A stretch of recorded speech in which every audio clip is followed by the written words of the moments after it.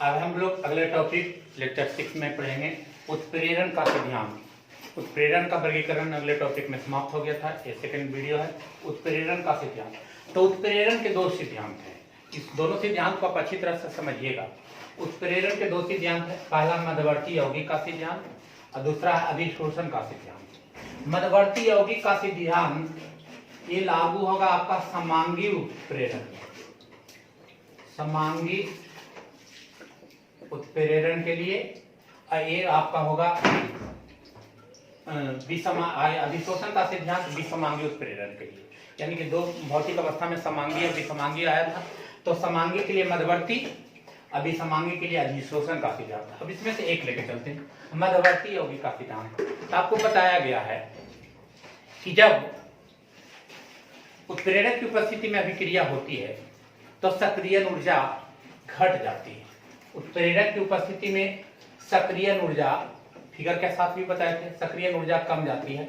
जब उत्प्रेरक किसी अभिकारक से संयोग करता है, जब कोई भी उत्प्रेरक अभिकारक से संयोग करता है तो सबसे पहले मीडिएटर मध्यवर्ती यौगिक का निर्माण करता है। मीडिएटर, कोई भी कार्य करने के लिए एक मीडिएटर की जरूरत होती है, तो मीडिएटर वही मीडिएटर का कार्य करता है मध्यवर्ती उत्प्रेरक या मध्यवर्ती काफी क्रिया। मध्यवर्ती यौगिक जो बनते हैं मीडिएटर यानी उत्प्रेरक मध्यवर्ती यौगिक बनते हैं, वो काफी क्रियाशील होते हैं, जो दूसरे अभिकारक के साथ अभिक्रिया करके प्रतिफल देता है और पुनः अपनी पूर्वावस्था में आ जाता है। कैसे, अब इसको समझिएगा। जैसे मान लिया जाए कि दो यौगिक ले लिए, मान लिया जाए कि दो यौगिक ले लिए, एक X प्लस Y, दो यौगिक है, दो तत्व है, एक तत्व X एक तत्व Y। इसमें उत्प्रेरक है आपका C, यह है अभिकारक, अभिकारक यह है आपका उत्प्रेरक। तो ये अभिक्रिया किया उत्प्रेरक की उपस्थिति में, तो इसकी क्रियाशीलता बढ़ गई और क्रियाशीलता बढ़ जाने के बाद ये संयोग करके बनाया XY, ये आपका उत्पाद हो गया। तो एक चरण की अभिक्रिया हुई। अब हमको मीडिएटर मध्यवर्ती दिखाना है, तो मध्यवर्ती कैसे दिखाएं, अब इसके बारे में समझ लीजिए कैसे अभिक्रिया होती है। जैसे देखिए यहाँ X है, उत्प्रेरक से अभिक्रिया किया X प्लस C, तो अभिक्रिया करके बनाया कौन, XC। तो ये XC बनाया, यही मध्यवर्ती है। अब पुनः XC से Y जब अभिक्रिया कर लेगा तो अभिक्रिया करके बनाएगा XY प्लस C। अब देखिए तो उत्प्रेरक बाहर हो गया कि नहीं। अब बाहर हुआ कैसे, ये तो एक ही चरण का अभिक्रिया था, ये आपको हम दिखाए दो चरण की अभिक्रिया कि पहले एक तत्व के साथ उत्प्रेरक अभिक्रिया करके मध्यवर्ती यौगिक, क्योंकि मीडिएटर बनाना था तो मध्यवर्ती यौगिक बनाया। अब मध्यवर्ती यौगिक जब Y से अभिक्रिया किया तो XY प्लस C का निर्माण कर लिया। अब जैसे एक इसके आधार से एक शाब्दिक उदाहरण देख लें, ये तो अननोन राशि, अननोन तत्व, अननोन सब कुछ लेकर चले। अब इसके आधार से अभिक्रिया दिखाते हैं हम आपको, समझिएगा। SO2 plus O2, SO2 plus O2, इसमें उत्प्रेरक ले लिया NO, अभिक्रिया करके बनाया SO3। किसी भी समीकरण को बैलेंस करना आपका काम है, बैलेंस जरूर कर लेंगे। बैलेंस नहीं आता उसका प्रोसेस जानने का प्रयास कीजिए, हम अगर कर लेते हैं तो तुरंत कर देंगे, आप सीखने का प्रयास कीजिए। तो SO2 प्लस O2 ये अभिकारक है, NO उत्प्रेरक है, अभिक्रिया करके बनाया SO3। अब ये कैसे अभिक्रिया, ये तो एक चरण की अभिक्रिया, अब इस अभिक्रिया को समझने के लिए यहाँ पे हमें आना होगा। अब देखिए इसको मध्यवर्ती का निर्माण करते हैं, तो NO के साथ सबसे पहले O2 अभिक्रिया करेगा। NO उत्प्रेरक के साथ सबसे पहले O2 अभिक्रिया करके बनाएगा NO2, NO2, यही है मध्यवर्ती, ये मध्यवर्ती है। अब NO2 SO2 के साथ अभिक्रिया कर लेगा, NO2 SO2 के साथ अभिक्रिया करेगा, तो अभिक्रिया करके बनाएगा SO3 प्लस NO। अब बताइए तो उत्प्रेरक बाहर हो गया कि नहीं। उत्प्रेरक अभिक्रिया में भाग लिया और भाग लेने के बाद अपने मूल अवस्था में, पूर्वावस्था में आ गया और जो यौगिक बनाना था वो बन गया। अब यही इस कंडीशन को जो दर्शाया गया है तो इसी को कहते हैं मध्यवर्ती का सिद्धांत। तो ये समांगी के लिए है, एक इसके लिए आगे के लिए ए भी गैस, ए भी गैस, ए भी गैस, ए भी गैस, सब एक ही अवस्था में लागू हो रहा है। तो इस सिद्धांत को कहते हैं मध्यवर्ती का सिद्धांत, कि सक्रिय ऊर्जा कम जाएगी, उत्प्रेरक किसी भी अभिकारक से संयोग करके मध्यवर्ती यौगिक बनाएगा। मध्यवर्ती यौगिक बनाने के बाद फिर पुनः उस यौगिक से अपनी पूर्वावस्था में वापस लौट जाएगा। उत्प्रेरक को तो बारे में जानते हो कि अभिक्रिया में भाग नहीं लेता है, लेकिन अभिक्रिया के दर को बढ़ा भी सकता है या घटा भी सकता है। चलिए, तो इस प्रकार मध्यवर्ती यौगिक का सिद्धांत समाप्त हुआ। अब हम लोग पढ़ते हैं अधिशोषण का सिद्धांत।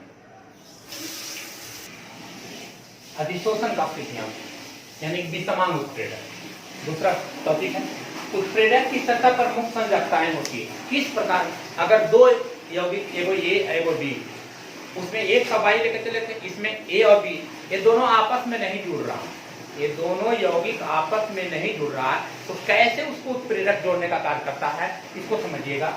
उत्प्रेरक की सतह पर मुक्त संयोजकताएं होती है जो अभिकारक के अणुओं को आकर्षित करता है। अभिकारक के अणु उत्प्रेरक की सतह पर अधिशोषित हो जाता है। अभिकारक के अणु उत्प्रेरक की सतह पर अधिशोषित हो जाता है और उत्प्रेरक के मुक्त संयोजकताएं होती है, वो दोनों अणु को आपस में जोड़ लेगा। अपने में नहीं मिल रहा था, लेकिन उत्प्रेरक पर आकर के आपस में जुड़ जाएगा, अधिशोषित हो जाता है, क्योंकि उष्मा क्षैतिज प्रक्रिया है। इसके उत्पन्न उष्मा अणुओं को बंधन को कमजोर करता है, जिसके आसानी से टूट जाता है और अभिक्रिया करके उसका वेग बढ़ा देता है। और उत्प्रेरक की सतह पर अभिकारक का संग्रहण बढ़ जाता है, जिससे अभिक्रिया का वेग बढ़ जाता है। अब समझिएगा इसमें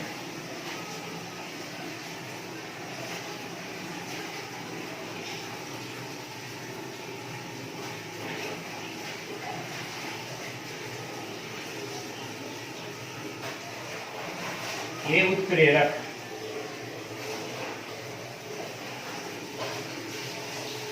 ये आपका उत्प्रेरक है। और इस उत्प्रेरक पे आप एक बार जानिए, ये है आपका मुक्त ऊर्जा, ये है आपका संयोजकता।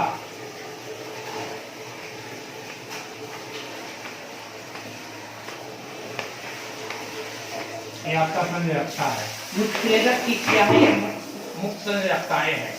आप इसमें से कोई दो पदार्थ A प्लस B,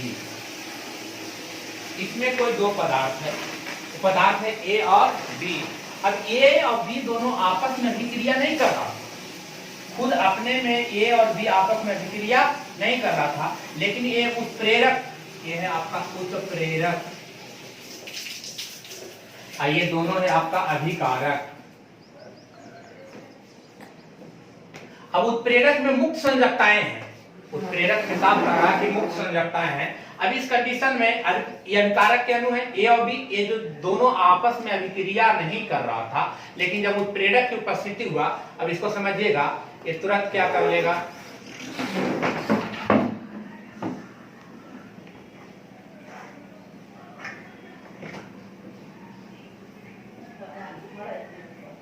ये मुक्त संयोजकता होने के कारण, अब देख लीजिए, ये मुक्त संयोजकता, इसको ये और ये है बी, ये दोनों उत्प्रेरक है जो ये दोनों को आपस में जोड़ दिया। ये दोनों को आपस में क्या कर लिया, जोड़ लिया।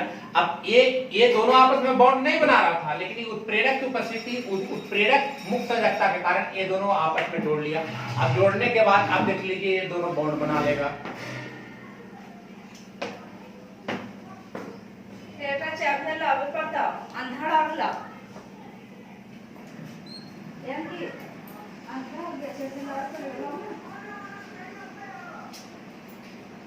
ये ए डॉट, क्योंकि इसके पहले से ही बहुत स्ट्रांग था, अब जैसे ही बंधन ये आपस में जुड़ा, तो ये जोड़ने के बाद ये कमजोर कर दिया, इसको कमजोर करने के कारण है ये आसानी से टूट गया। अब टूट करके ये दोनों आपस में क्या हो गया, बॉन्ड का फॉर्मेशन कर लिया। अब ये बॉन्ड का फॉर्मेशन करने के बाद ये अपघटन हो जाएगा, अपघटन हो जाएगा। अब अपघटन होकर के, अब ये अपघटन होकर के ये आपका ए बॉन्ड भी अलग बाहर हो गया, अब प्लस ये आपका उत्प्रेरक अलग हो गया।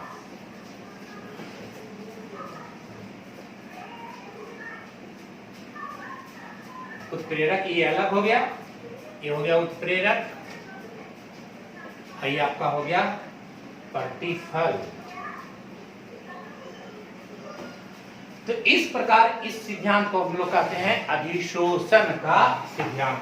समझ लीजिए, ये उत्प्रेरक है, उत्प्रेरक पर मुक्त संयोजकताएं हैं। ये दो पदार्थ हैं ए और बी, पहले से आपस में अभिक्रिया नहीं कर रहा था, लेकिन इस पे मुक्त संयोजकता होने के कारण जैसे ही उत्प्रेरक इसमें से अभिक्रिया किया तो ए को भी जोड़ लिया और बी को भी जोड़ लिया। अब जोड़ करके आपने, पहले ये दोनों में नहीं जुट रहा था, ये दोनों बॉन्ड नहीं बना रहा था, लेकिन उत्प्रेरक क्या किया कि आपस में दोनों को जोड़ लिया। अब जोड़ करके, जोड़ने के कारण इसकी उष्माक्षेपीय अभिक्रिया हो गई इस पे, जिसके कारण इसके बंधन कमजोर हो गए। बंधन जब कमजोर हो गए तो ये दोनों देखिए, अब ये दोनों आपस में बॉन्ड का फॉर्मेशन कर लिया। अब बॉन्ड का फॉर्मेशन जैसे ही कर लिया तो ये अपघटित होकर के ए बी को बाहर कर देगा और उत्प्रेरक अब बाहर हो जाएगा। इस प्रकार इस सिद्धांत को कहते हैं अधिशोषण का सिद्धांत, जो विषमांगी उत्प्रेरक में लागू होता है। इस प्रकार आपका अधिशोषण का सिद्धांत टॉपिक क्या हो गया, समाप्त हो गया। अब हम लोग अगले क्लास में देखेंगे। तब तक के लिए धन्यवाद, और इस मेरे वीडियो को जरूर लाइक सब्सक्राइब जरूर करेंगे।